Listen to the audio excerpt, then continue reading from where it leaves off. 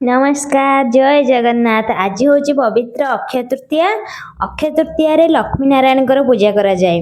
आम घर आज गोटे छोट पूजा अच्छी जो थे लक्ष्मी नारायण ना गोटे कलसी बसा है। कलसी रे आंब डाल आ जो नड़िया ने लक्ष्मी नारायण ना स्मरण करना जेकोसी मानसिक अच्छी मानसिक पूरा करने लक्ष्मी नारायण पादरे छुईकिना से नड़िया को कलसी उपर बसईदेवे। तापर कौन करेंगे ना चंदन को घोरिकी से गंगा जल मिसेकिना लक्ष्मी नारायण गोठे लगेबे। आ जो कलसी बसा है कलसी रे मध्य चंदन लगेबे। आ जो नड़िया बसई कलसी उपरे से चंदन आ सिंदूर लगेबे। जिते बेले भी आम जेकोसी ठाकुरंकर पूजा करुचे से ठाकुरंकर किछि मंत्र पढ़िकिना चंदन आ सिंदूर लगेले बहुत भल।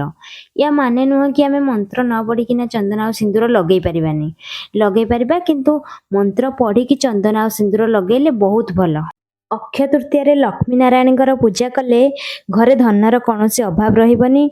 वर्ष सारा जहा इच्छा करेंगे ता पाइबे। घरे सबु बेले सुख शांति भरी रहिबो।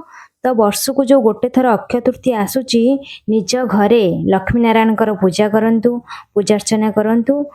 भगवान को तमे घरे पूजा कर बा मंदिर रे मन रे भक्ति थिले भगवान जे कौन रूप रे जे कौन स्थान रे तुमको दर्शन दे पारंती। जय जगन्नाथ।